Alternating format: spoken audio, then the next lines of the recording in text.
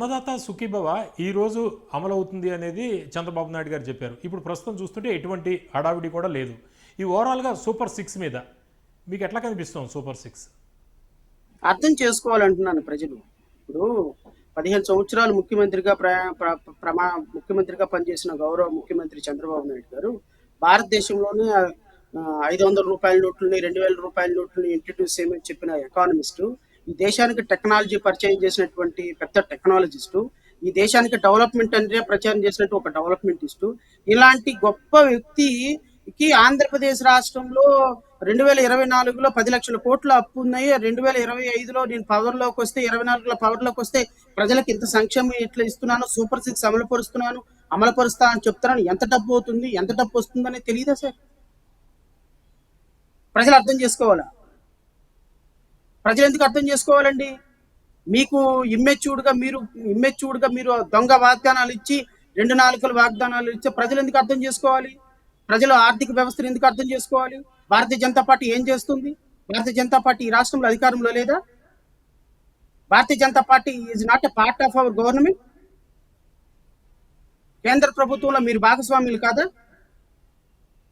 అమరావతికి కనీసం 15,000 కోట్ల రూపాయలు అప్పిస్తే గ్రాంట్ తెప్పించుకోలేని దురదృష్టకరమైన వ్యవస్థలో మీరు ఉన్నారు. 15,000 రూపాయలు ప్రపంచ బ్యాంకు నుంచి అప్పిస్తే పవన్ కళ్యాణ్తో సహా అందరూ చప్పట్లు కొట్టినారు అసెంబ్లీలో. సిగ్గుందా మీకేమన్నా అసలు? కనీసం మీరు రాష్ట్ర ప్రజల పాలిట రాష్ట్ర ప్రజలకు మీరు రిప్రజెంటేటివ్ సార్. పక్కన నితీష్ కుమార్ నీళ్ళు అడగండి సార్. నితీష్ కుమార్ 60,000 కోట్ల రూపాయలు గ్రాంట్ ఇస్తే 60,000 కోట్ల రూపాయలు ఇసులు మొహాన్ కొట్టాడు. మీరు కనుక నెక్స్ట్ నాకు అమలుపరచకపోతే నేను పార్టీలోంచి విత్డ్రా అయిపోతాను ఎన్డీఏ గవర్నమెంట్ లో నుంచి. వాళ్ళకి బుల్లెట్ రైలు కేటాయించిన దాకా 60,000 కోట్ల రూపాయలు గ్రాంట్ ఇచ్చినారు. 1 రూపాయి కూడా అప్పు లేదు. అరే పక్కనున్న నితీష్ కుమార్కి అన్ని గ్రాంట్లు తెచ్చుకుంటే మన రాష్ట్రానికి అమరావతి సెక్షన్ 94 ప్రకారం ఆంధ్రప్రదేశ్ రాష్ట్రానికి 2014 చట్టం ప్రకారం అమరావతిని డెవలప్ చేయాల్సిన బాధ్యత మీకుంది. పోలవరానికి నిధులు ఇవ్వాల్సిన బాధ్యత మీకుంది. ప్రెస్టేజ్ ఇన్స్టిట్యూషన్ ఇవ్వాల్సినటువంటి బాధ్యత కేంద్ర ప్రభుత్వానికి ఉంది. అరే కేంద్ర ప్రభుత్వం ఇవ్వకపోతుంటే నోరు తెరిచి అడగాల్సినటువంటి పవన్ కళ్యాణ్, చంద్రబాబు నాయుడు ఒక ఆయన బిస్కెట్ ఇంకో ఆయన చాక్లెట్ తింటుంటే ఏం మాట్లాడాలండి? రాష్ట్ర ప్రజలు ఎట్టెళ్ళాలి? అంటే ఎందుకు అడగలేకపోతున్నారంటారు? మీ అనుమానం ఏంటి? బానిసత్వం సార్. బానిసత్వానికి అలవాపడిన బతుకులు ఎలా అడుగుతాయి? ఏ విధంగా అడుగుతాయి? రీజన్స్ ఏమైనా స్పెసిఫిక్ కారణాలు ఏమైనా ఉంటాయా మీ అంచనా, మీ అనాలిసిస్? రాజకీయాల్లో పర్సనల్ కారణాలు ఏముంటాయి పవన్, మీరు చెప్పండి. ఇప్పుడు పవన్ కళ్యాణ్కి రావాల్సినటువంటి అధికారం వచ్చేసింది, ఆయన పార్టీ బతికేసింది. 2024లో ఉప ముఖ్యమంత్రి అయిపోయినాడు. సో ఆయన 30,000 మంది అమ్మాయిలు మిస్ అయ్యారు. ఆ 30,000 మంది అమ్మాయిలు మిస్ అవడానికి వాలంటీర్ల కారణం. ఆ 30,000 మంది అమ్మాయిలు ప్రాస్టిట్యూషన్ హౌస్ లో కమ్మేశారు గత ప్రభుత్వం వాలంటీర్లు. నాకు కేంద్ర ప్రభుత్వం వచ్చి చెవులో చెప్పింది, అదే ముఖ్యమంత్రి నేనే అయినట్టయితే డీజీపీని పిలిచేవాడిని, సాయంత్రానికి మొత్తాన్ని ఎక్కడెక్కడ అమ్మాయిలు ఉన్నారో చెప్పించేవాడిని అని అన్నారు కదండి. మరి అన్న ఆయన 2024 నుంచి ఇప్పటి వరకు ఎన్ని మీటింగ్లు పెట్టారు చెప్పండి? ఎన్ని మీటింగ్లు పెట్టి ఎంతమంది మిస్సింగ్ అమ్మాయిలని తెప్పించారో చెప్పండి? ఎన్ని కొత్త చట్టాలు తయారు చేశారు చెప్పండి? ఆడపిల్లల్ని పట్టుకుంటే వాడిని కోసేస్తా, వాడిని నరికేస్తా, తులిమేస్తా అన్న పవన్ కళ్యాణ్, ఆడపిల్లల పట్ల కొత్త చట్టాలు తయారు చేస్తారన్న పవన్ కళ్యాణ్ ఏమైపోయినారు? మాట్లాడటానికి ఏమైపోయారు? ఒక మాట చెప్తాను, మీరు చదివి వినిపిస్తారు. This is statement which made by Anitha as a home minister in assembly itself. నేను చదువుతా, ఈనాడు పేపర్ ఏమండి, నా పేపర్ కూడా కాదు. గత ఏడాది జూన్ నుంచి కూటమి ప్రభుత్వం అధికారంలోకి వచ్చిన నాటి నుంచి రాష్ట్రంలో మహిళలు, చిన్నారులపై అఘాయిత్యాలు మితిమీరిపోయాయి. రాష్ట్రంలో ఆడబిడ్డలపై గంటకు 3 అఘాయిత్యాలు చోటు చేసుకుంటున్నాయి. గత ఏడాది జూన్ నుంచి ఈ ఏడాది జనవరి మధ్య, అంటే జనవరిలో ఇచ్చింది ఆవిడ ఈ స్టేట్మెంట్, మన జనవరిలో 8 నెలల్లో మహిళలపై నేరాలకు సంబంధించి 16,809 కేసులు నమోదైనట్లు సోమవారం శాసనసభలో హోంశాఖ మంత్రి వంగలపూడి అనిత వెల్లడించారు.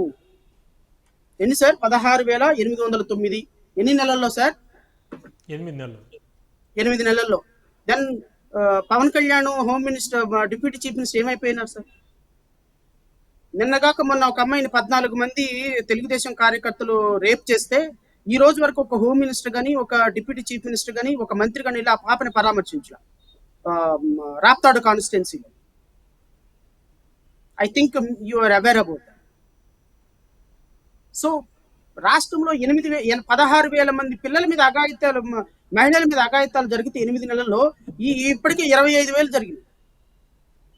ఈ ఈ ఈ 4 నెలల్లో నెలకొచ్చి రమారమి 3,000 కేసులు నమోదవుతున్నాయి మహిళల మీద.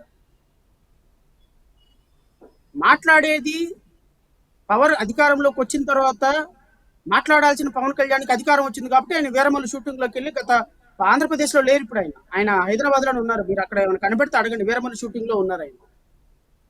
సో ఒక ఉప ముఖ్యమంత్రిగా అధికారం వచ్చిన తర్వాత ప్రజల గురించి మాట్లాడకుండా, ప్రజల కోసం చేసిన ప్రామిసులు మాట్లాడకుండా, ఈ రోజు భారతీయ జనతా పార్టీని ప్రశ్నిస్తే భారతీయ జనతా పార్టీ ఏమంటుంది? మేము ఉన్నాం కాబట్టి మీరు గెలిచారు, మీరు మూసుకొని కూర్చోండి అంటుంది. సో వీళ్ళకి ప్రజలు అవసరమా, కేంద్ర ప్రభుత్వం అవసరమా అంటే కేంద్ర ప్రభుత్వం అవసరం.